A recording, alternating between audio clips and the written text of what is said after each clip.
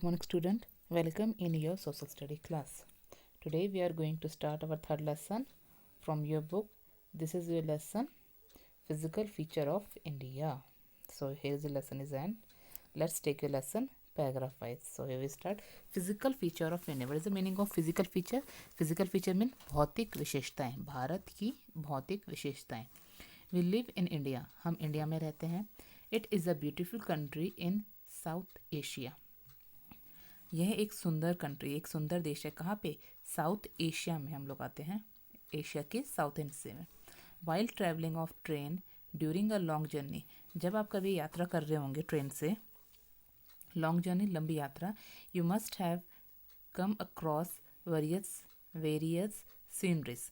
आपने देखा होगा रास्ते भर में आप क्या देखेंगे? वेरियस अलग अलग प्रकार के प्राकृतिक दृश्य जो हमें दिखने में बहुत सुंदर लगते हैं. Like a chain of mountain. Chain of mountain में पर्वतों की श्रृंखला है. बहुत सारे पर्वत एक के बाद एक कंटिन्यू चलते जाते हैं रोड के साइड में. और फ्लोइंग रिवर, बहती हुई नदियाँ. और vast lands filled with crops. और बड़े बड़े मैदान जो किससे भरे हुए? क्रॉप्स, अनाजों से भरे हुए खेत आपको दिखाई देते हैं. Let us know our country India and its land. चले हम अपनी कंट्री, अपने देश के बारे में जानते हैं और इसकी ज़मीन के बारे में जानते हैं. Do you know a country is also a nation of a state. Now physical division भौतिक विशेषताएं. ये आपके इंडिया का एक मैप दिखा रखा है आपको, एक कलर वाइज इसके अलग अलग डिवीज़न दिखा रखे हैं आपके. तो आपको इंडिया को कितने डिवीज़न, टोटल 6 डिवीज़न में डिवाइड किया जाता है. First one is the great mountain wall of the north. वो आपको ग्रीन कलर से शो कर रहा है. नेक्स्ट है the northern plain. Northern plain आपको दिखाई दे रहा है. सॉरी, जो फर्स्ट वन था great mountain wall of the north, वो है आपका टॉप में जो ब्लू कलर से दिखा रहा है. फिर आपको दिखा रहा है नॉर्दर्न प्लेन्स, वो ग्रीन कलर से है. द ग्रेट पेनिनसुला प्लेटू आपको डार्क ब्राउन कलर में दिख रहा है. द ग्रेट इंडियन डेजर्ट आपको साइड में ऑरेंज शेड में दिख रहा है. द कोस्टल प्लेन वो आपको ब्लू से कलर में दिखाई देगा. और साइड में आपको वेस्टर्न घाट और ईस्टर्न घाट दिख रहे हैं. ये आपके हैं इस लैंड ऑफ अरेबियन सी और bay of Bengal. Now this is your next paragraph, next topic of the lesson, the northern mountain. The northern mountain means उत्तरी पहाड़. इंडिया के जो उत्तर साइड में जो पहाड़ है उसके बारे में बताया जा रहा है आपको.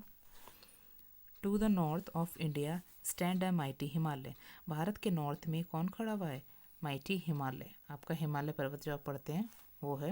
The Himalayan mountains stretch from the north west to the north east. जो हिमालय पर्वत है, हिमालय पर्वत श्रृंखला है, वो फैली हुई है. कहाँ से कहाँ तक?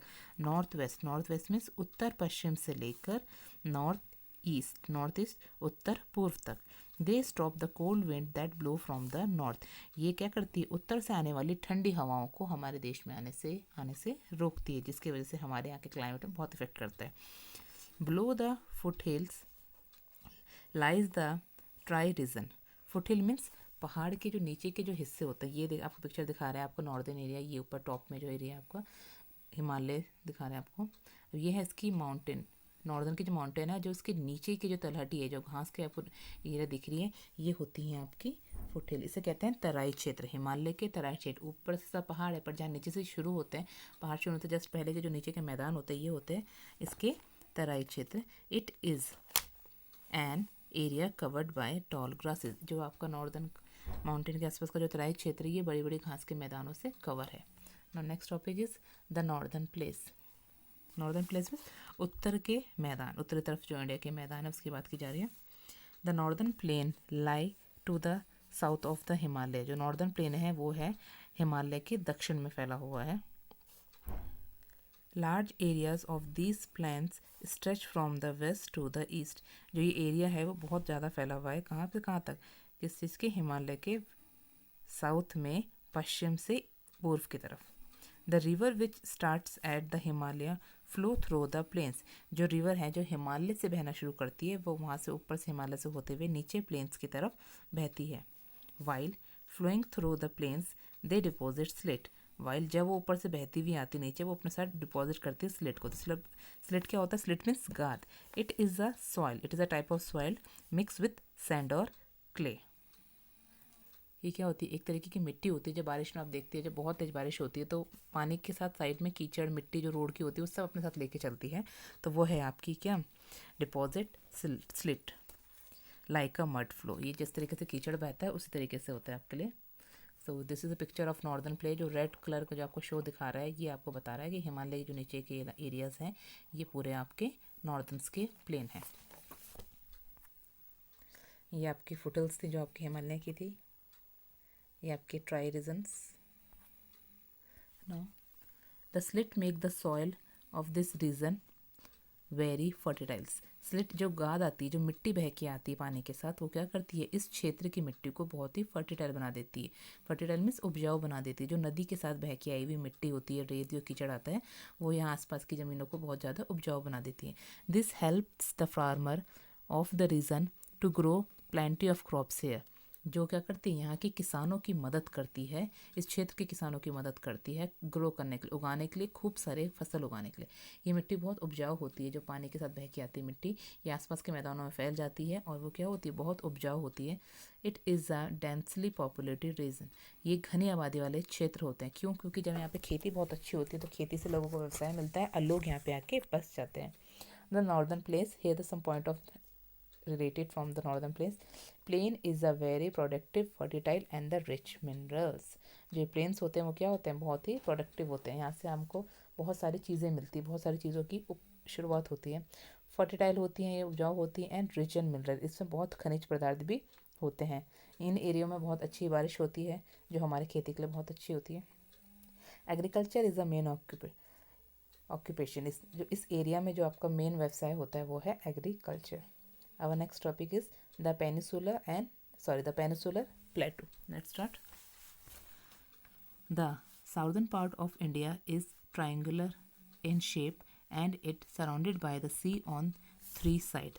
The साउदर्न पार्ट, दक्षिण भारत का जो दक्षिण हिस्सा है वो ट्रायंगुलर, त्रिभुजाकार का है। त्रिभुजाकार आप जानते हैं, ट्रायंगल जो शेप होती है उस टाइप में है, त्रिभुजाकार इन शेप।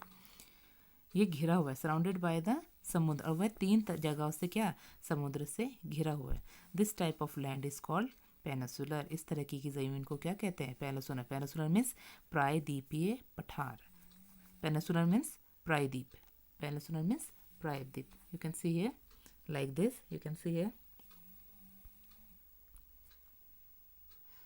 ये एरिया आपका देखिए तीन तरफ से, यहाँ से ये ऊपर जा रहा है, ये से घिरा हुआ है, ये आपकी बन गई ट्रायंगुलर की शेप, इसलिए इसे कहा जाता है आपका पेनिसुलर। पेनिसुलर मीन्स आपका प्रायद्वीप। ये कुछ अलग शेप्स हैं आपके पास प्लेटो की, ये हम आगे देखेंगे। पेनिसुलर आगे करते हैं इसको।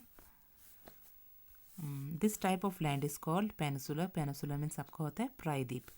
The Indian peninsular is surrounded by the Arabian sea on the west and the bay of Bengal in the east. जो इंडियन पेनिसुला जो भारतीय प्रायद्वीप है, जो इंडिया का जो भारतीय है प्रायद्वीप है, वो चारों तरफ से घिरा हुआ है। किन किन से?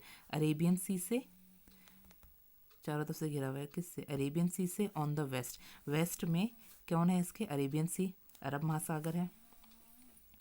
And the bay of Bengal in the पूर्व, और जो बे ऑफ बंगाल का जो समुद्र है वो पूर्व में है। इंडियन ओशन फैला हुआ है इसके दक्षिण में, इसके बारे में बताया गया है आगे।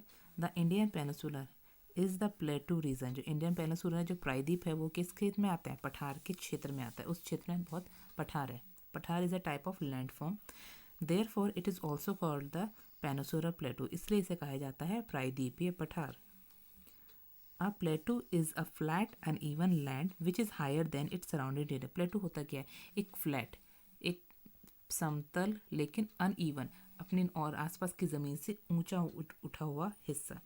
Most of the land surface is uneven and rocky here. इसका जो ज़्यादातर हिस्सा होता है वो अनइवन होता है, बराबर होता है। वो ज़मीन से उठा हुआ तो होता है लेकिन उसके बाद भी ऊपर से समतल ना होकर अनइवन होता है और पथरीला होता है।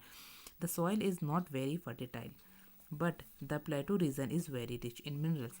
जो सॉइल होती है, इस क्षेत्र की जो मिट्टी होती है वो उपजाऊ नहीं होती, लेकिन इस पठार में क्या होता है, इस पठार के अंदर हमें बहुत से मिनरल्स मिलते हैं। मिनरल्स खनिज पदार्थ मिलते हैं। Many big river like a Mahanadi, Godavari, Krishna and Kaveri originated in this प्लेटू। बहुत सी बड़ी बड़ी नदियां हैं जो यहाँ से उत्पन्न हुई है, जैसे महानदी, गोदावरी, कृष्णा, कावेरी नदी, इनकी शुरुआत इन्हीं प्लेटू से हुई है। तो ये आपको मैंने बताया था पेनिनसुला, ये जो ट्रायंगुलर करके शेप आ रही है आपकी, this is the type of प्लेटू। ये ज़मीन के जो आपको हिस्से देख रहे हैं कि ज़मीन कुछ नीची है कुछ ऊपर है, जो ऊपर है वो भी अनइवन है आपकी। This is also land form of the प्लेटू, this is another example of प्लेटू। Now this is the topic I told you that one of is here, this is your Bay of Bengal, sorry, this is your Bay of Bengal, this is your Arabian Sea, and last one is your Indian Ocean। इन तीनों ने इसको किसको, आपके Indian planet को चारों तरफ से sorry तीनों तरफ से पानी से घेर रखा है।